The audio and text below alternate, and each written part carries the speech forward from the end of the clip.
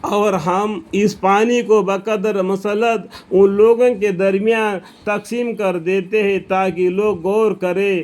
سو چاہیے تھا کہ غور کر کے اس کا حق ادا کرتے، لیکن اکثر لوگ بغیر ناشکری کیے نہ رہے. اللہم اغفر لی. ہمیشہ کبھی بھی اللہ کے شکر گزاری رہنا، غریبی میں بھی امیری میں بھی، ہمیشہ ہر حالت میں اللہ کے شکر گزار بندے بنے رہنا. ٹھیک ہے. اور اگر ہم چاہتے ہیں تو آپ کے علاوہ اسی زمانے میں ہر بستی میں ایک ایک پیغمبر بھیج دیتے. سو اس نعمت کا شکریہ میں آپ کافروں کے خواہش کے کام نہ کیجیے اور قرآن سے ان کا زور شور سے مقابلہ کیجیے. اس کے ذریعہ قرآن کے ذریعہ لوگوں کو دین کی طرف دعوت دو.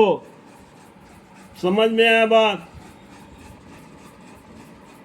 اس نعمت کا شکریہ میں آپ کافروں کے خواہش کے کام نہ کیجیے اور قرآن سے ان کا زور شور سے مقابلہ کیجیے. آگے پھر توحید کا بیان ہے اور وہ ایسا ہے جس نے دو دریاؤں کو صورت ملایا، جن میں کا ایک کا پانی تو شیرین تلخی بخش ہے اور ایک کا پانی شور تلخ ہے.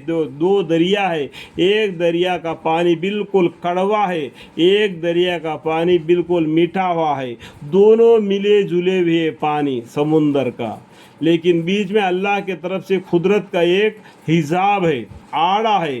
کبھی کھارا پانی میٹھا پانی میں نہیں مل سکتا اور میٹھا پانی کھارا پانی میں نہیں مل سکتا، یہ آپس میں ملا ہوا ہے. ٹھیک ہے.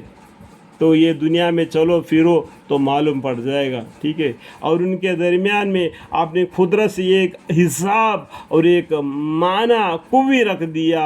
اور ایسا ہی جس نے پانی سے یعنی نطفہ سے آدمی کو پیدا کیا، پھر اس کو خاندان والا سسرال والا بنایا. دیکھو انسان کو نطفہ سے پیدا کیا، اس کو جوانی دے دیا، جب اس کو شادی کر دیا تو اس کو سسرال والا بن گیا.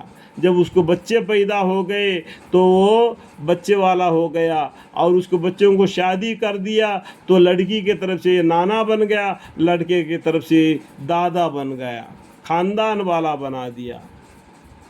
اور آئے مخاطب، دیکھو ہمارے پیغمبر صلی اللہ علیہ وسلم کا نام انڈائریکٹ میں، اور آئے مخاطب تیرا پروردگار بڑی قوت والا ہے، اور باوجود اس کے یہ مشرک لوگ ایسے خدا کو چھوڑ کر جن چیزوں کی عبادت کرتے ہیں جو نہ ان کو کچھ نفع پہنچا سکتی ہے اور نہ ان کو کچھ ضرر پہنچا سکتی ہے. اور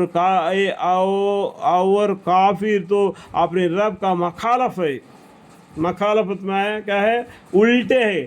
اللہ کو چھوڑ کر کوئی چیز اور چیزوں کو عبادت کرتے ہیں کافر، تو اپنے رب کے مخالف ہے. اور ہم نے آپ کو دیکھو، ہم نے مطلب اللہ تعالیٰ نے آپ کو مطلب کیا ہے؟ پیغمبر صلی اللہ علیہ وسلم کو صرف اس لیے بھیجا ہے کہ مومنوں کو جنت کی خوشخبری سنائے اور کافروں کو دوزخ سے ڈرائے. وما ارسلناک الا بشیرا ونذیرا. آپ کہہ دیجئے کہ میں تم سے تبلیغ پر کوئی معاوضہ نہیں مانگتا ہوں. جو شخص یوں چاہے کہ اپنے رب تک پہنچے کا راستہ اختیار کر لے اور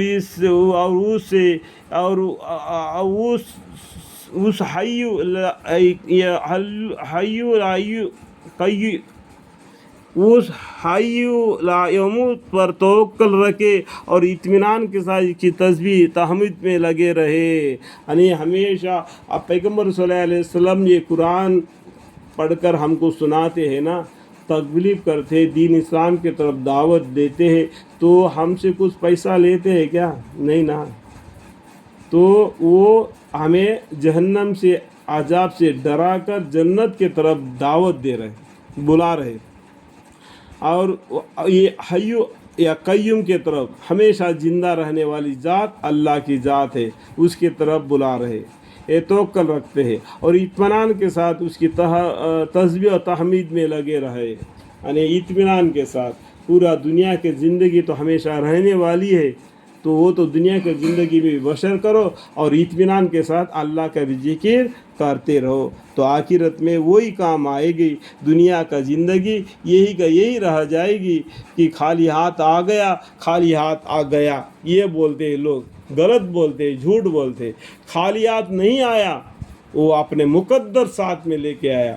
خالی ہاتھ نہیں گیا، نام عمل ساتھ لے گیا. یہ صحیح بات ہے. کل قیامت کے دن پورے انسان 3 طرح کے ہو جائیں گے. ایک تو مقربین، دوسرا دہنے ہاتھ والے، تیسرا بائیں ہاتھ والے. اللہ تعالی ہمیں اور آپ کو سمجھنے کی توفیق عطا فرمائے. آمین.